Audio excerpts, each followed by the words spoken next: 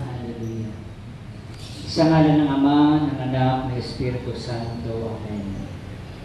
Dakilang Diyos na makapangyarihan, patuloy ang aming pasasalamat. At patuloy kami nagsusumikap na Ikaw ay aming mabigyan ng papuring pagsamba. Salamat po sa pagkakataong ito na kami po yung tinawag, tinipon, pinili at binigyan ng pribileyo na Ikaw ay pasalamatan. Salamat, Panginoon, sa buhay, pananampalataya, sapagkat maraming bagay na hindi abot ng aming mga lakas. Maraming pagkakataon na hindi kayang solusyonan ng anumang bagay na meron kami. Ito'y magaganap lamang sa makapangyarihan ng kamay na pwedeng umabot sa amin sa pagkakataon na pwede na kaming sumuko, pero nandiyan ka lagi. Panginoon, humingi po kami ng kapatawaran sa lahat ng aming pagdududa, sa lahat ng aming pag-alinlangan, O Lord, sa pagpapakita sa iyo ng kawalan ng tiwala, na sa kabila ng nakakaraming ebidensyang binigay mo sa amin, patuloy kaming nangihina, O Lord, patuloy kaming nag-aalinlangan. Kaya ang dalangin po namin, kagaya po ng mga panalangin ng magalingkod mo, dagdagan ang aming pananampalataya. I-bless mo, Lord, ang mga lingkod mong ito na nandito ngayon. Na mas binigyan ng oras ang panawagan mo, at binigyan ng halaga ang oras na inilalaan para sa iyo, Yahweh. Alam namin, Panginoon, na kung mayroon nang pwede kaming balikan, pwedeng puntahan, sa panahon na kami gulong-gulo, sa panahon na kami naliligaw at nahihirapan, walang iba, Ikaw, Yahweh Shaddai, ang may kontrol, ang may akda ng lahat ng bagay. Kahit sa gabing ito ay sinusuko namin sa iyo ang aming sarili. Sampu ng aming mga plano sa buhay ngayong taong ito, sapagkat ito'y walang halaga kung hindi ito tutulungan at gagabayan. Subalit naniniwala kami, Panginoon, kapag Ikaw ang siyang manguna sa amin, ang lahat ng bagay na ito ay magkakaroon ng katagumpayan. I-bless mo ang buhay namin, ang kalusugan, ang mga pangangailangang material, pinansyal, ang bawat pamilya namin at mahal sa buhay, ang mga taong umaasa sa panalangin namin. We pray, Father God, na abutin mo na iyong mapagpalang kamay. Kaya sa gabing ito, dalangin po namin, Panginoon, na sa aming pakikinig ng iyong salita, ito'y babaunin po namin sa paglalakbay sa taong ito, na mayroon mang dumating na pagsubok na kahit hindi namin hingin, Ikaw ang magbibigay ng katagumpayan sa buhay namin. I-bless mo ang gabing ito, mula magpakailanman sa pangalan ni Jesus. Say Amen. Sa ngalan ng Ama, ng Anak, ng Espiritu Santo. Amen. Purihin ang Panginoon.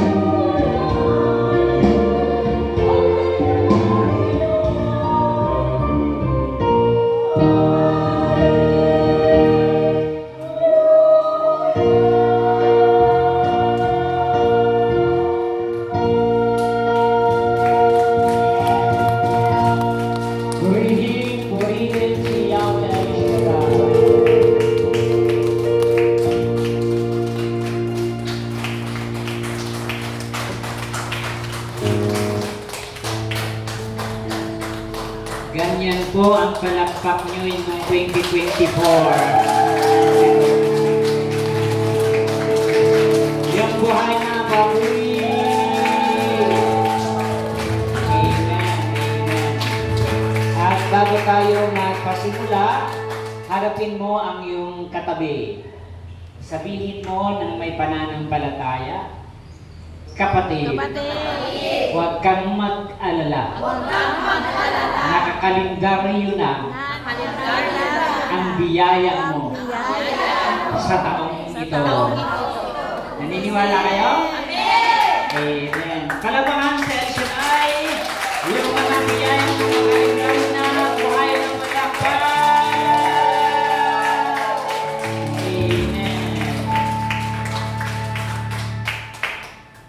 Parang hindi kayo naniwala. Naniwala ba kayo? Dapat lang, no? Atin pong pakinggan ang mensahe ng Panginoon, ang makapangyarihang biyaya ng Diyos.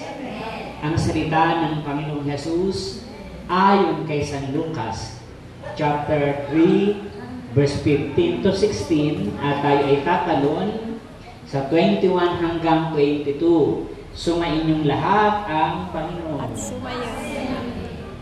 naghahari sa mga tao ang pananabik sa pagdating ng Mesiyas, at ang akala ng marami si Juan ang kanilang hinihintay.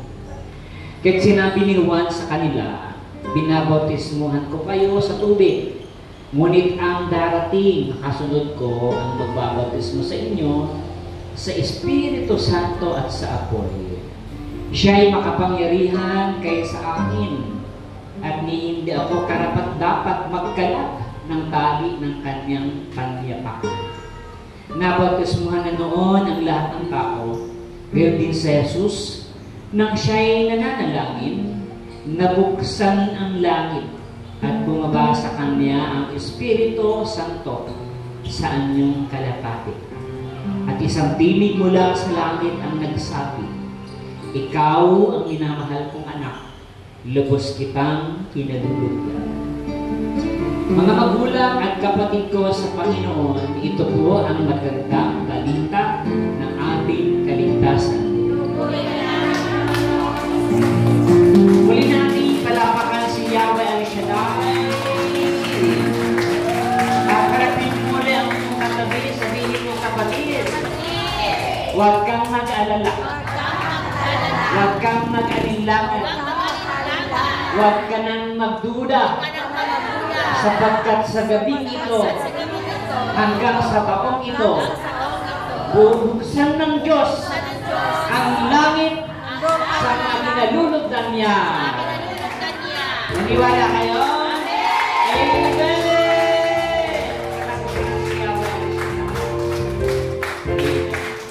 Pwede na po kayong maupo, mga kapatid.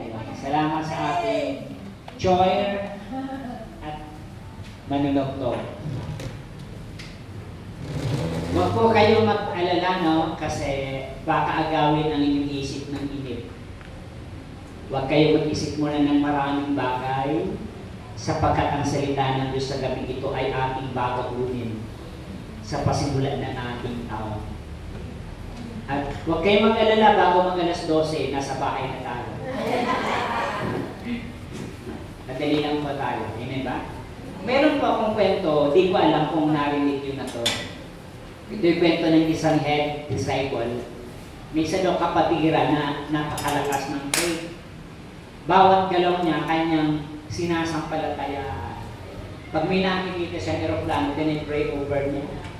Sabi niya, Lord, makakasakay ako dyan. Makakapunta ako dyan. Bawat aeroplano, kanyang din-pray over. Di ba ganyan yung faith natin, no? Pinipray over natin yung mga gusto, yung sasakyan, yung bahay. Because we believe, yun yung tatak ng El Shaddai. Matibay yung action natin. Amen. Kaya nga, pag pinapadala ng kalapati sa luneta, nagdadala tayo. Amen? Amen. Pag pinapadala ng walis, ng payong, ng sandwich, nagdadala tayo. We believe in faith with action. Kuha niyo? Kaya dito kay El Shaddai, yung mga hindi nakakaintindi, parang tayong mga baliw. Kasi kung ano-anong ginagawa natin, no? Yung babae nito, sabi niya, Lord, pinipray over niya yung, yung eroplano. Yung asawa ko, mahilig din niya mag-pray over ng eroplano kasi ang daming pinapaalis na abroad. At malapit kami sa Luneta, sa Ambel, pinipray over niya lagi. Tapos, yung babae nito ay nagtaka. Bakit kaya hindi ako na-answer prayer? Bawat eroplano, pinipray over niya, hindi ako nakakarating sa gusto ko. Alam niyo ba, nagtanong siya ulit sa disciple, Brother, bakit hindi ako tinutugon ng Diyos? Pray over ako ng pray over ng eroplano.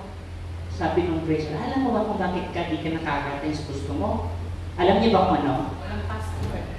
Ang pinipray over mo kasi, eroplanong palanding. Dapat ang pray over mo, i-pray over mo yung pa-take off. Ngayong taon mag-take off tayo, no? Naglanding na tayo noong December, mag-take off tayo 2025.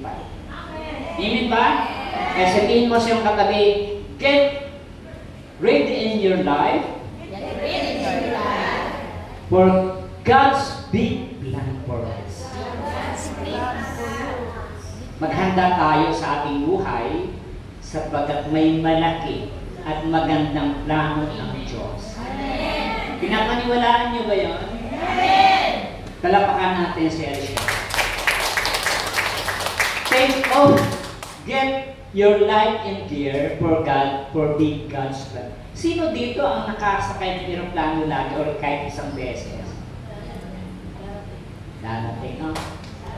Ako, kahit hindi ako nakapag-abroad, kaya nung dumating yung asawa ko, wish ko sa kanya, kaya yung eroplano kahit lokal, hindi kami niloob ng Diyos kasi ang mahal, no? Mahal din. Galing ng Bicol hanggang Manila, ang mahal. Pinagtawanan nga ako ng mga brother ko noong sa picture. Kasi pinalita ko na mag-aeroplano kami. Maya-maya, wala kami pera. Tinapos kami, hindi ko alam kung anong circumstansya. Sumabay kami nung sa mas.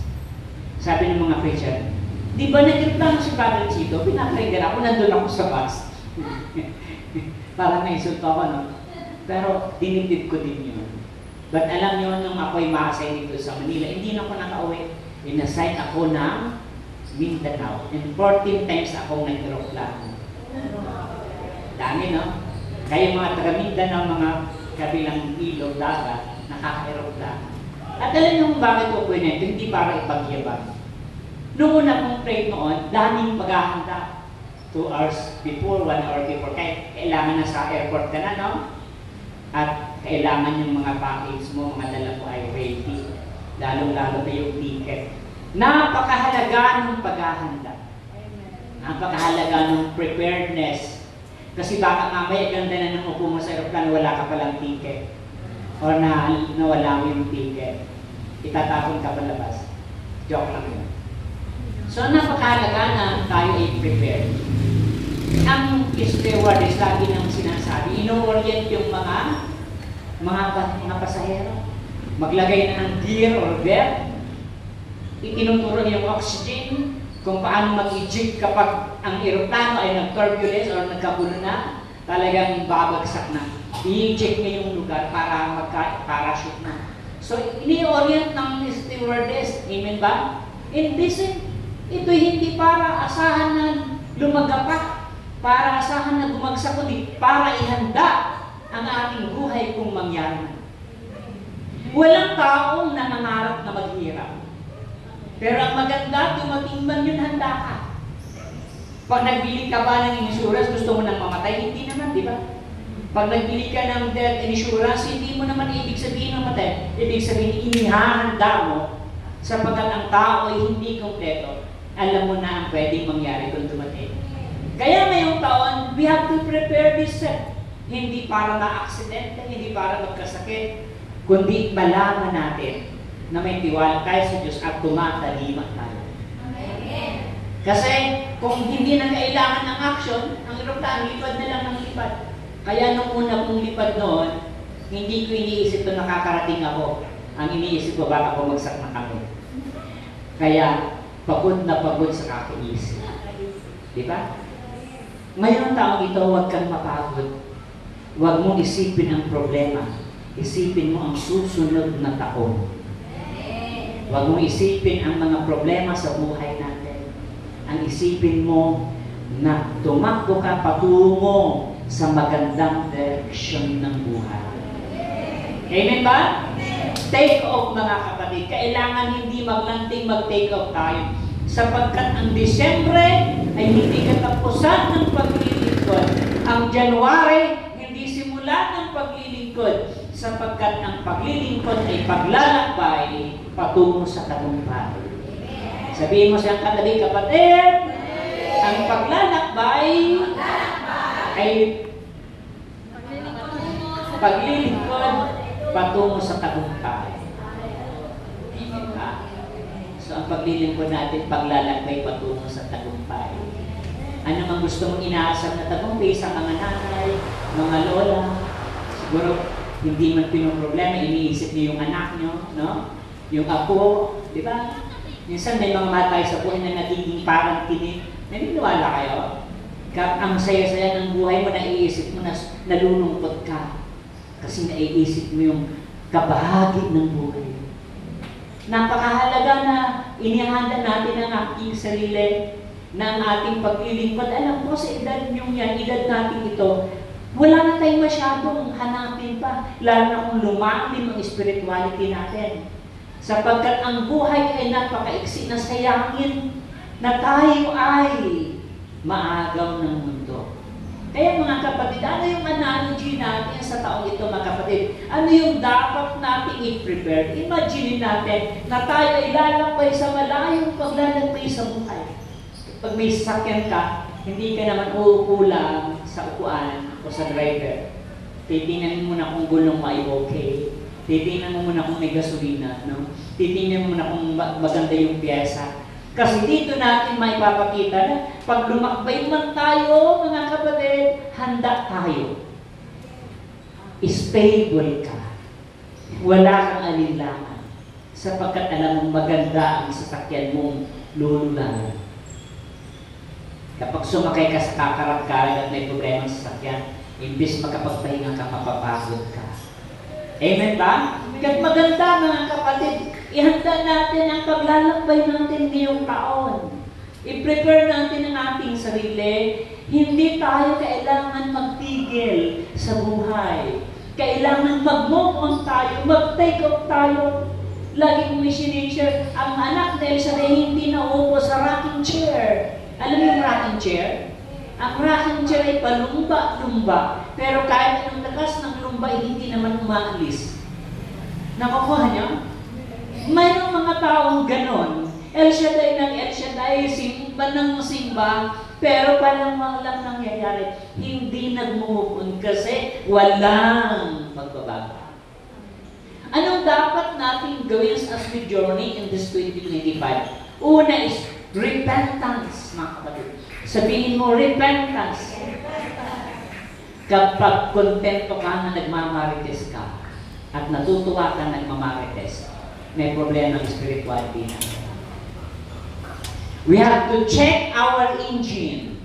Sabihin mo sa tabi mo, sister, check your engine. Kailangan i-test natin yung makina natin, no? Kailangan nasa ayos.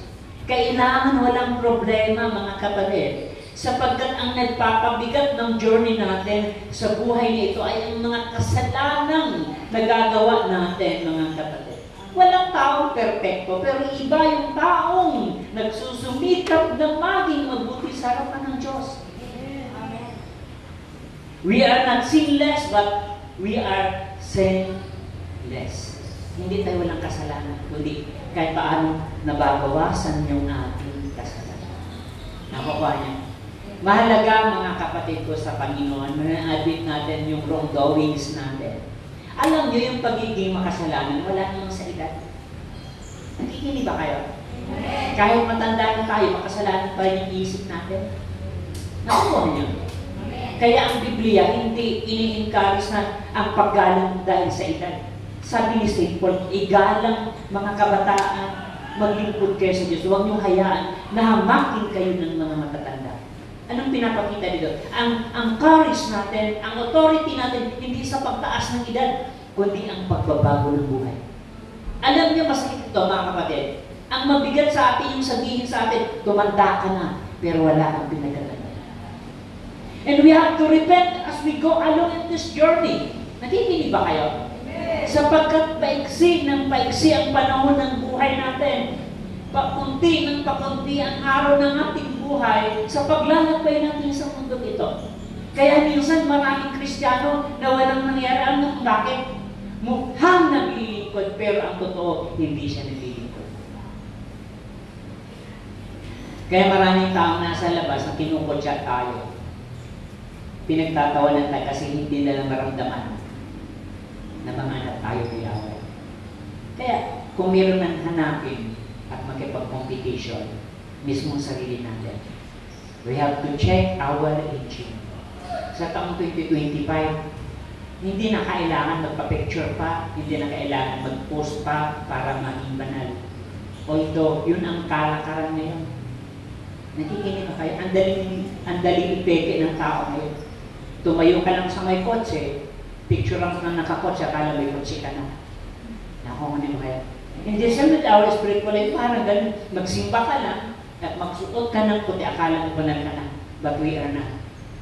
Nakukuha niya ba? We have to check our again. Kailangan repentance, mga kapatid ko sa Panginoon. Maraming bagay na hinahanap-hanap natin. Napakinggan ko ng isang homily. May isa daw sikat na tao. Ilang tao, maraming bisita. Sabi nung kasama niya, napaka-pahalat mo naman, sir. Kasi ang daming nagmamahal sa'yo. Ang daming lumalapit sa'yo. Ang daming nagpapahalaga sa'yo. Sabi daw ng isang politiko, 3 bagay ang nandito. Yung iba, nagmamahal sa akin. Pero kukunti lang yan. Yung pangalawa, nagpapamahal sa akin. Yung pangatlo, may mahal silang gustong makuha sa akin. Sometimes sa paglilingkod, napakahalaga. Lumapit ka hindi dahil mahal mo ang Diyos, ay hindi dahil mahal mo ang gusto mo, kundi mahal mo ang Diyos. Kapag ang Diyos ang mahal natin, yung mga gusto natin, mamahalin ng Diyos. Pagbibigyan ng Diyos, at hindi ka na kailangan magpagkulitan pa sa Kanya, sapagkat siya ang bahala sa atin. Nakikinig ba kayo? Share ko lang, personal. Isa din naging tinig sa buhay ko, nung ang nanay ko ay mamamatay na ang kanyang problema, tulungan ko daw siya sa pag-pray, sapagkat sa aming pamilya, yung bunso na naging walang asawa. At alam nyo, hindi pa naman kasama sila, pero namali ka na. Sabi ko, sinabi ko din yung sa asawa ko na i-pray ka namin. Kasi, sabi ko nga sa inyo, kapag mayroong idinudulog sa yung panalangin, we are responsible. Kasi yung nanay ko bago namatay, ayaw pa yung mamatay. Kasi iniisip niya yung pinakabunso nating babae, ay iwanan niyang naka-stable yung buhay. Nakikinig ba kayo? Kaya, mga kapatid ko sa Panginoon, pinatong ang nanay ko sa akin, please, panalangin na yung bunso natin. Kaya sabi ng kapatid ko, naisip na ako, pinabibitawan ka na namin, si Elshadai na ang bahala sa akin. Alam niyo yan, yung mga wish ng mga magulang, amen ba? At alam niyo mga kapatid ko sa Diyos, pinapanalangin ko siya. Kaya natutuwa ako, maliban sa aming mag-asawa, yung personal lang yung prayer. Bakit kinuha ang prayer request yung kapatid ko, Lord, makapag-asawa na to. Nakikinig ba kayo? Lord, makapato ng ilan naman ang ligaw sa kanya, pero hindi natutuloy. And I hope this time matuloy na with prayers. Kasi namanikan na nung tumawag sa akin ng kapatid ko, ito na yung laki na manikan. But of course, yung lahat ng bagay ay nasa kamay ng Diyos. But I am very grateful sapagkat pinapakita ng Diyos na yung ating mga panalangin may gumagalaw ni Diyos. Eh, huwag kang mag-alinlangan yung anak nyo, yung apo nyo, yung pamangkin nyo, yung mga apo na ninyong mga kapatid ko sa Panginoon. Ano mang kalalagayan, ang Diyos ang magsusolusyon. Amen ba? Ang mahalaga na sa paghingi natin, Diyos, we know that we are worthy. We know that in the right track. Sapagkat kapag hindi natin sinunod yung gusto natin, tayo mismo ay magdududa sa paghingi sa Kanya. Kapag alam natin na hindi tayo karapat-dapat ng marap sa Diyos, Tayo mismo ang mag-aalinlangan.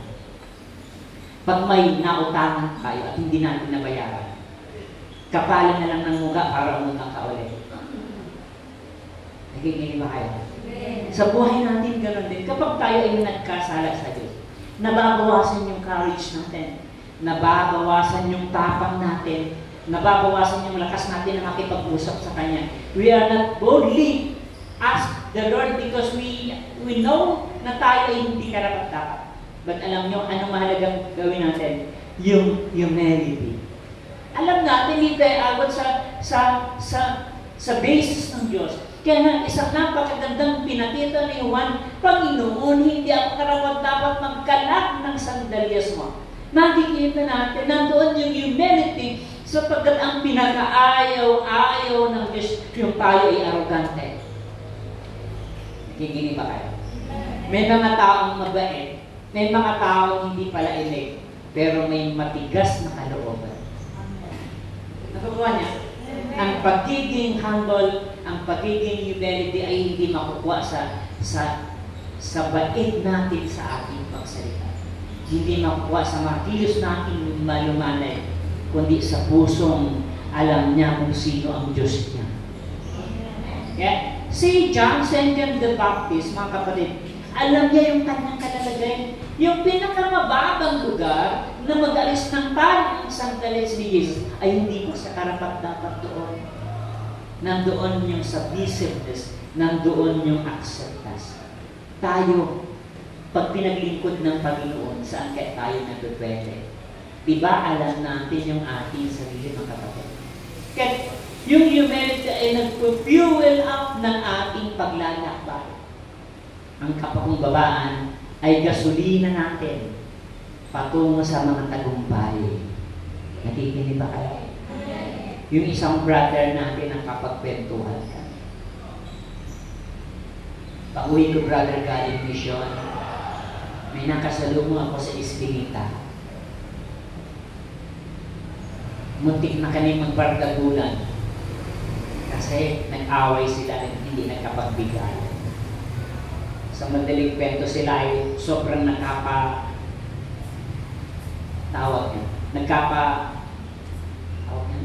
hamunan. Kaya lang, nung pupuntahan niya na sa motor, naisip niya, may anak pala akong naghihintay. May pamilya pala akong naghihintay. Kapag pinatulan ko to, dalawang bagay lang ang pwedeng mangyari. Masaktan ko siya o masaktan ako. Kaya, hindi totoo na yung lakas natin, yung tapang natin, nagiging tagumpay. Ang bumabalik sa lakas ng mundo ay ang kapakumbabaan ni Jesus. Siya sobrang pag-iisot ng demonyo sa kanya. Sabi ng demonyo, kung ikaw ang anak ng Diyos, bakit di mo gawing tinapay? Pero sabi ng Panginoon, wow. Alam niya yung kanyang lagay, no? Alam niya yung kanyang kalalagay sa Panginoon. Hindi siya pwede i-provoke sapagkat alam niya na ang gagawin niya. Alam niya na ang puso niya. Na ang gagawin niya ay may kapangyarihan tumupos sa taong kinuha ng demonyo. And you know what? Yung kapakumbabaan ni Jesus ay nagtubos sa atin.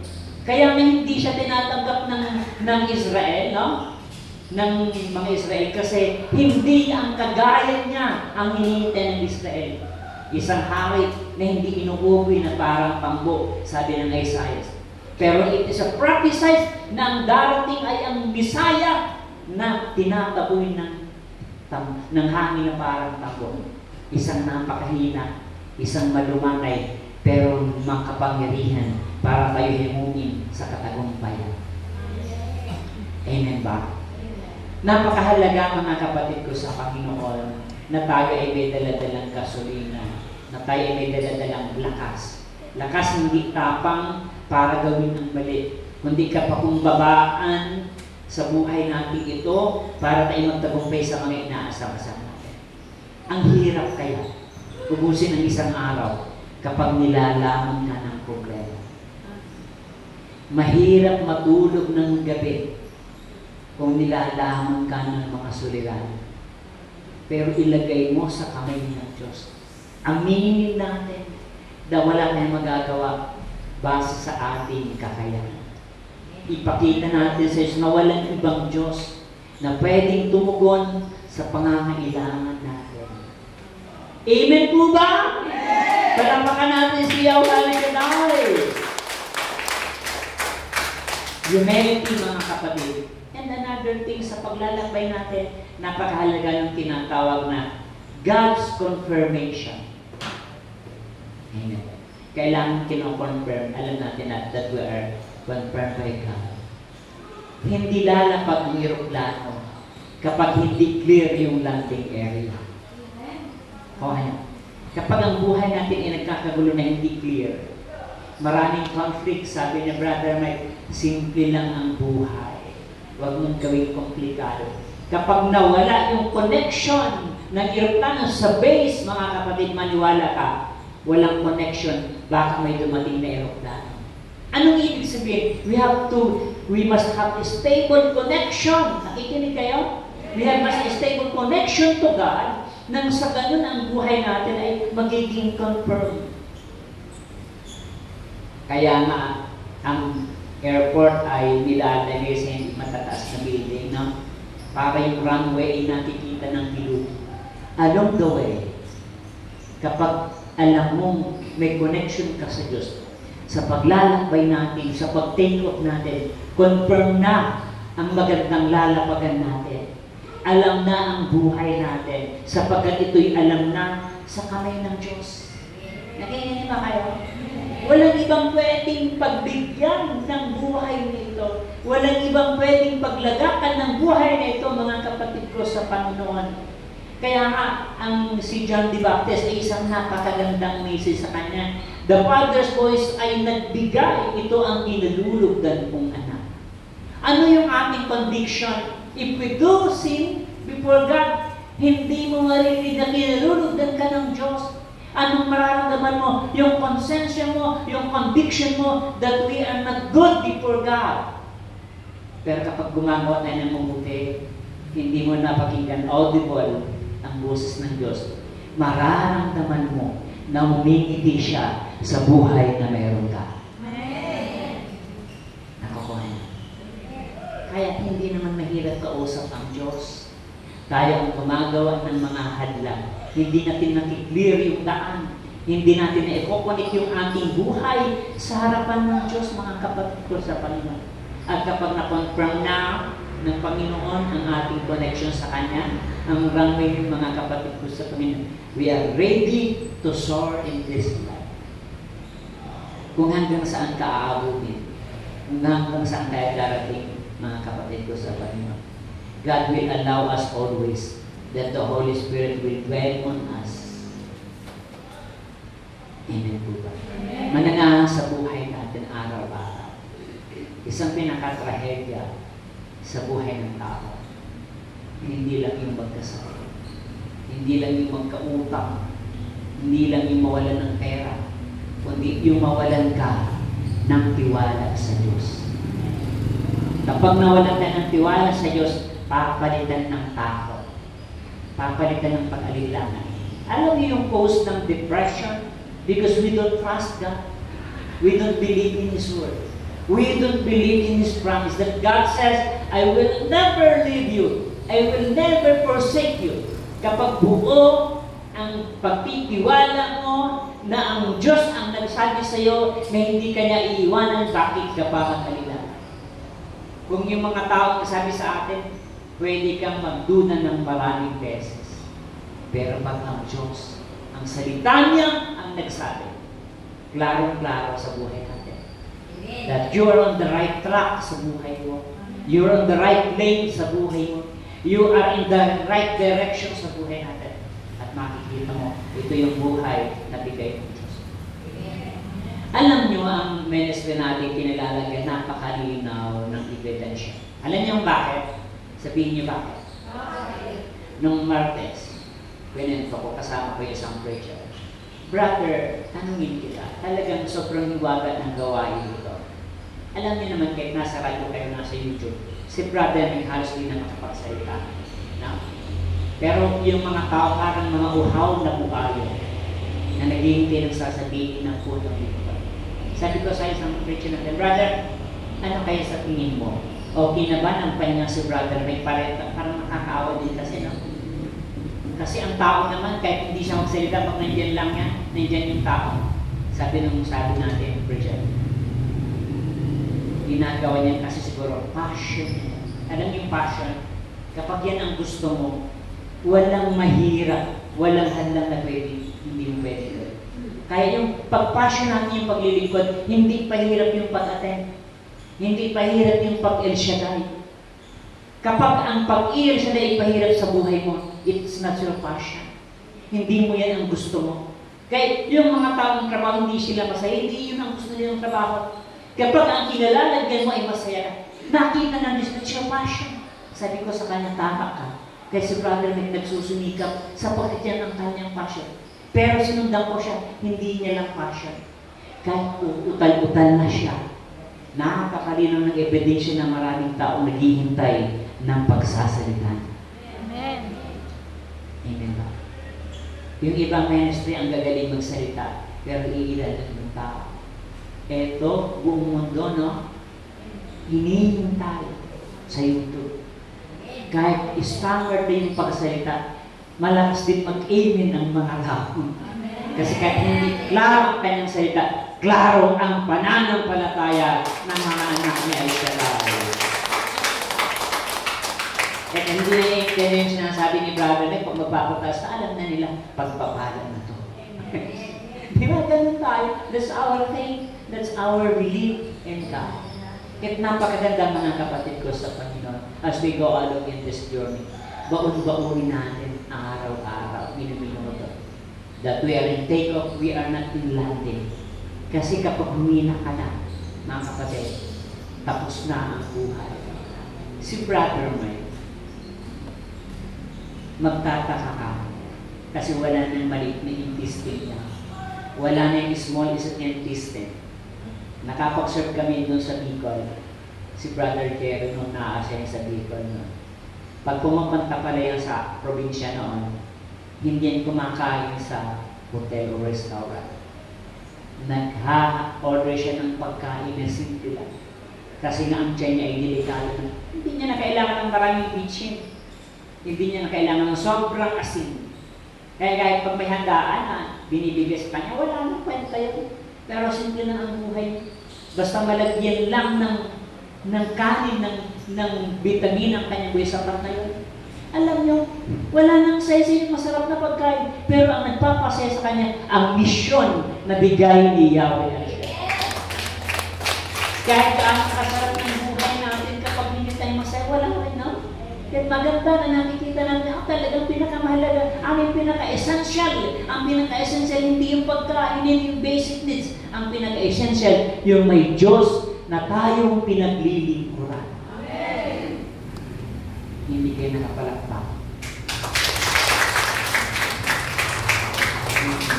Nakakalaga na nakapatid ko sa Panginoon na ginagawa natin ito sa ating buhay. Isang napakagandang inspirasyon na wala naman talagang imposible. Tayo lang ang nagpapahirap. Isang kwento sa homily na pakinggan ko. Yung isang nanay daw, takot mag-inom ng gamot. Yung anak naman, araw-araw bumibili ng gamot. Kaya lang, nung maglinis yung anak, ang daming gamot sa gilid, tinatapon lang pala ng nanay niya. Kasi takot mag-inom ng gamot. Umiyak yung bata, yung anak. Alam niyo bakit? Nay, yung perang yan, pinaghihirapan ko. Pinadoktor natin yung sakit mo para kagalingan ng katawan mo. Pero andyan na yung gamot, di mo pa iniinom. Anong ibig sabihin? Sometimes, andyan na yung solusyon ng Diyos. Pinaghirapan ng Diyos, kamatay niya pero di mo ginagamit. Kasi anong pinipakita mo? Yung takot mo, yung pagduda mo. Pero ang biyaya ng Diyos ay sobra-sobra sa mga taong may tiwala sa Kanya. Yung buhay mo, ebidensya ng Diyos. Yung paglilingkod mo, ebidensya ng Diyos. Yung pamilya mo, ebidensya ng Diyos. Saan ka ba? Nakukuha niyo ba? Wala nang ibang pupunta natin ng paglilingkod. Pero sobra pa ang pagdududa mo. We have to take off in this life. Kasi, kahit ilang New Year's, kahit ilang taon na lagi natin New Year's resolution hanggang 2030, ganun pa rin tayo. But by this time, we have to take off. We have to prepare our gear para sa magandang plano ni Yahweh El Shaddai. Amen ba? Ayan, uwi na tayo. Tumayo na kayo.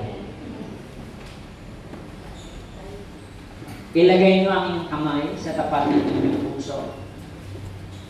And let us lumapit tayo sa Diyos. Kaya tayo nandito kasi kulang naman talaga ang ating lakas. Hindi rin sasapat yung pera natin. At kung marami man tayong pera, hindi rin masusolusyonan. Sapagkat maraming bagay na hindi kaya solusyonan ng mga bagay na meron tayo. Nandito tayo kasi sapagkat limitado yung ating mga kakayahan. And there is a divine being. Mayroong Diyos na makapangyarihan. Mayroong Diyos na higit sa sapat.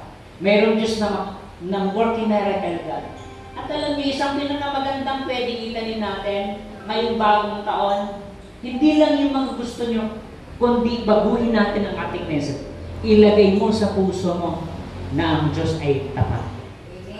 Kaya ano man mangyari sa buhay mo, ano man ang mangyari sa buhay natin, huwag kang matakot. Kasi tinawag ka niya, kasi siya ang bahala sa iyo. Siya ang bahala sa atin. Alam niyo bakit? Sobrang katapatan ng Diyos. Sa hapon sa gabing ito, pakinggan mo ang mensahe ito. Hayaan mo na ito'y tumimo sa pinakamalalim na bahagi ng pagkatao. Huwag mong hayaan na maagaw ng demonyo. Huwag mong hayaan na maagaw ng kalaban ang mga mensahe ito na ating papakinggan. Itatak mo sa puso mo sa paglakbay natin sa taong ito.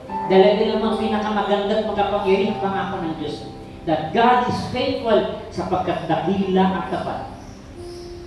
Si Yahweh El Shaddai. Praise God. Oh, hallelujah.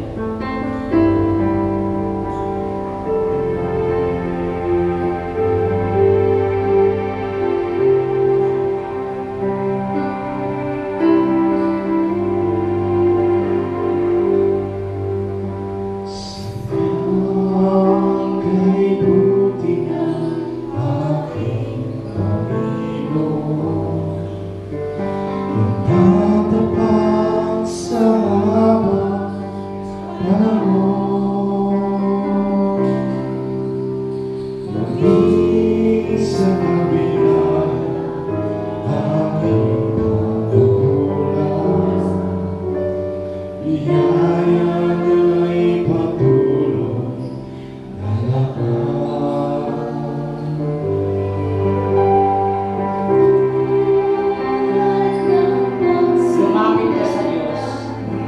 Kausapin mo siya sa galing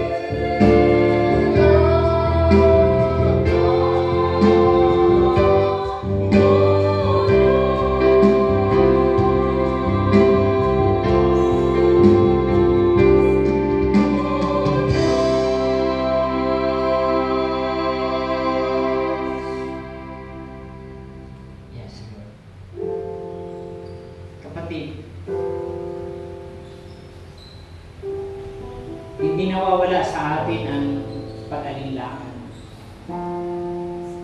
At hindi rin natin kaya na patuloy na maging malakas sapagkat kulang ang ating kakayahan. Hindi pwedeng hindi tayo problema kasi maraming sitwasyon na hindi natin kayang harapin sa ating sarili. Pero ano man ang mawala, ano man ang mga bagay na dumating sa ating buhay, wag na wag natin itong iwanan sa ating puso. Wag na wag niyong hahayaan na ianod ang salitang ito na ating dadalhin. Wag mong hayaan na i-abandon na ang pananampalataya mo. Sapagkat may dahilan kung bakit hindi mo kaya i-abandonan. Sapagkat dakila ang katapatan ng Diyos. Isang napakabigat na dahilan kung bakit tayo magtiwala sa Kanya. Sapagkat ang kanyang katapatan ay nagmula pa sa ating lahi. Hindi ka pa isinilang, hindi pa buhay ang magulang mo, pero tapat na ang Diyos. Buhay na ang Diyos. May kapangyarihan ang Diyos. At kahit siya pa ang una bago tayo dumating, matapos man tayo, magunaw man, ay maaasahan siyang lagi sa buhay natin. Maging hanggang sa wakas itong buhay. Kung ubusin natin ang problema, ang Diyos nandiyan na bago tayo. Ang Diyos nandiyan pa, wala na tayo. Bakit tayo kailangan magpula sa buhay natin? Kaya isang pinakamagandang bagay sa pag-take off natin, sapagkat dala-dala mo ang pangako ng Diyos at ang kanyang katapatan. Itago natin ito sa puso natin, sapagkat anumang turbulence, makakarating ka rin sa paglanding patungo sa buhay ng katagumpay. Father God, thank you so much for this evening. Thank you for a new year. Thank you for a new chance. Salamat po sa buhay namin. Salamat po sa pamilya. Salamat po sa ministry na binigay mo sa bawat isa tayo. Salamat din sa problema, karamdaman, dahil dito kami natuto, dito kami nabasag, dito kami nagtiwala sapagkat kulang talaga ang aming pagiging arrogante. Kulang talaga ang aming kayabangan sa aming buhay. Pero salamat, Lord, pinakita mo that we can do nothing without you. Thank you so much for this evening once again. I-bless mo kami mula ngayon at magpakailanman. Sa pangalan ni Jesus, say Amen. Amen. Amen. And Amen. Sa ngalan ng Ama, ng Anak, ng Espiritu Santo. Mapagpalang gabi at magtagumpay na 2025 sa ating lahat. Kalapakan si Yahweh El Shaddai, and let us give thanks with a grateful heart.